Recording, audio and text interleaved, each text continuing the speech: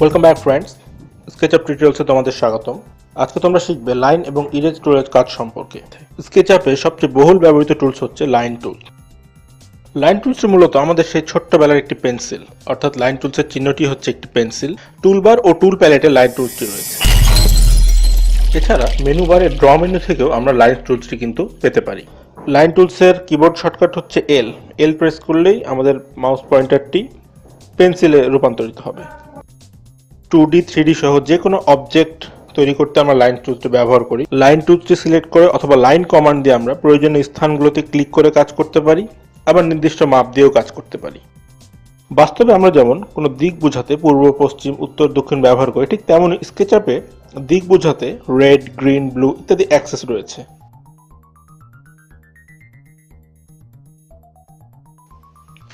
Line নিয়ে কাজ করার সময় তুমি একটা বিষয় লক্ষ্য করবা, লাইনটি কখনো লাল, কখনো সবুজ বা কখনো নীল কালার ধারণ করছে। কারণ হলো লাইনটি যদি রেড অ্যাক্সিসের সমান্তরাল হয় তবে তা লাল দেখাবে, লাইনটি যদি সবুজ অ্যাক্সিসের সমান্তরাল হয় তবে সবুজ দেখাবে, আর লাইনটি যদি নীল অ্যাক্সিসের সমান্তরাল হয় তবে তা নীল দেখাবে। ব্লু বা নীল অ্যাক্সিস মূলত কোনো অবজেক্টের হাইট বোঝায়। লক্ষ্য করো, আমরা যদি রেড অ্যাক্সিসের সমান্তরাল লাইনটি করতে চাই তবে কিবোর্ড থেকে রাইট অ্যারো কি একবার প্রেস করব। লক্ষ্য করো, এবার লাইনটি আগের থেকে মোটা আর লাল দেখাচ্ছে, এবং আমরা মাউস পয়েন্টারটা যেদিকে নিয়ে না কেন শুধুমাত্র রেড অ্যাক্সিস বরাবরই তা বর্ধিত হচ্ছে। ঠিক একইভাবে যদি আমরা গ্রিন অ্যাক্সিস বরাবর চাই সেক্ষেত্রে আমরা লেফট অ্যারোকে প্রেস করব, যদি ব্লু অ্যাক্সিসে চাই সেক্ষেত্রে আমরা আপ অর ডাউন কিটা একবার প্রেস করব, এবং দ্বিতীয়বার একই কি প্রেস করলে সেই কমান্ডটি বাতিল হয়ে যাবে। কতগুলো লাইন যদি একই সমতলে সংযুক্ত হয় তবে তার একটি ফেস তৈরি হবে, যদি ভিন্ন ভিন্ন সমতলে হয় তবে সেই ক্ষেত্রে কোনো ফেস তৈরি হবে না। লাইন কমান্ডটি নিয়ে কোনো অবজেক্ট বা লাইনের উপর দিয়ে নিতে থাকলে তার এন্ড পয়েন্ট ও মিড পয়েন্ট নির্দেশ করবে। এই পয়েন্টগুলো ধরে আমরা কাজ করতে পারি। আর কাজ শেষে লাইন কমান্ডটি বাতিল করতে চাইলে এস্কেপ কি প্রেস করব। এবারে আমরা আসি ইরেজ টুল সম্পর্কে। এটি মূলত একটি ইরেজার।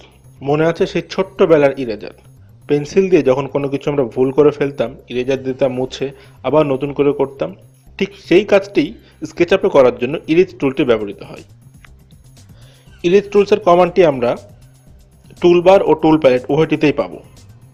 ইরেজ টুলসের কিবোর্ড শর্টকাট হচ্ছে কিবোর্ড থেকে প্রেস করলেই তা ইরেজার আকার ধারণ করবে।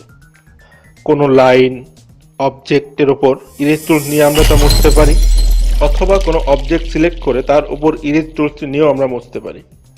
আবার অবজেক্ট সিলেক্ট করে কিবোর্ড থেকে সরাসরি ডিলিট প্রেস করে আমরা মুছতে পারি। তো এখনই এটা প্র্যাকটিস করে ফেলো।